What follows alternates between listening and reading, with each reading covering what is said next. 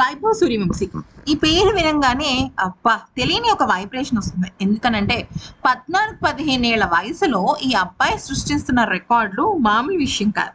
తాజాగా ఈ సంవత్సరంలోనే జింబాబ్వేతో జరిగిన T20 సిరీస్ లో అదరగొట్టాడు. నిజానికి ఐర్లాండ్, ఇంగ్లాండ్, జింబాబ్వే ఈ 3 సిరీస్ లో భాగంగా ఉన్న వైభవ్ సూర్యవంశీ ఐర్లాండ్ తో ఆడే అవకాశం రాకపోయినప్పటికీ ఇంగ్లాండ్ తో ఆడాడు. కానీ ఇంగ్లాండ్ తో ఆడిన సిరీస్ లో కొద్దిగా తడబడ్డాడు. అయ్యో అనుకునే లోపు జింబాబ్వేతో ఆడిన సిరీస్ లో దుమ్ము రేపాడు. దీంతో ఇప్పుడు మళ్ళీ వైభవ్ సూర్యవంశీ ఎప్పుడురా ఆడేది అనే విషయం పైన చాలా మంది చాలా రకాల ప్రశ్నలు అయితే వేస్తున్నారు. అయితే వైభవ్ సూర్యవంశీ ఆ జింబాబ్వేతో సిరీస్ తర్వాత సెప్టెంబర్ 24 నుంచి భారత జట్టు ఏషియన్ గేమ్స్ లో క్రికెట్ విభాగంలో వైభవ్ సూర్యవంశీ సెలెక్ట్ అయ్యాడన్న విషయం మనకి తెలిసింది. కాకపోతే ఇక్కడ విషయం ఏంటంటే సెప్టెంబర్ 24 వరకు ఆగాల అనేది చాలా పెద్ద ఇష్యూ కదా. సో ఇప్పుడు భారత జట్టు ఒక సూపర్ డూపర్ గుడ్ న్యూస్ చెప్పింది, ఎస్పెషల్లీ వైభవ్ సూర్యవంశీ గురించి, అలాగే అతని ఫ్యాన్స్ గురించి, భారత జట్టు అభిమానుల గురించి. జరిగిన విషయం ఏంటంటే భారత ఆఫ్ఘనిస్తాన్ క్రికెట్ జట్ల మధ్య మరొక ఆసక్తికరమైన సిరీస్ కు రంగం సిద్ధమైంది. ఇరు జట్ల మధ్య ఉన్న 3 మ్యాచ్ల T20 సిరీస్ ఇంటర్నేషనల్ షెడ్యూల్ ఖరారైంది. వచ్చే నెల సెప్టెంబర్ 2026లో ఈ సిరీస్ జరగనుందన్నమాట. అంటే ముఖ్యంగా ఈ విషయాన్ని ఆఫ్ఘనిస్తాన్ క్రికెట్ బోర్డు స్పష్టం చేసింది.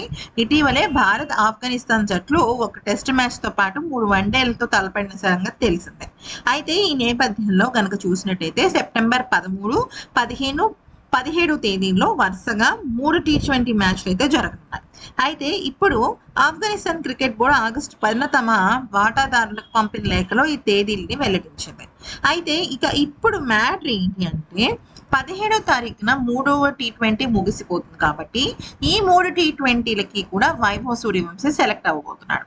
నిజానికి సెప్టెంబర్ 24 నుంచి వైభవ్ సూర్యవంశీ మెన్స్ క్రికెట్ ఆడాల్సిన అవసరం ఉంది.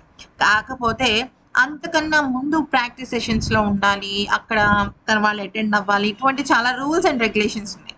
ఏది ఏమైనప్పటికీ వైభవ్ సూర్యవంశీ ఈ సిరీస్ లో భాగం కావడానికి ఎటువంటి అడ్డంకి లేదు. ఎందుకనంటే తను ఏషియన్ గేమ్స్ ఆడొచ్చు, అలాగే ఇక్కడ ఆఫ్ఘనిస్తాన్ తో సిరీస్ కూడా ఆడవచ్చు అన్నమాట.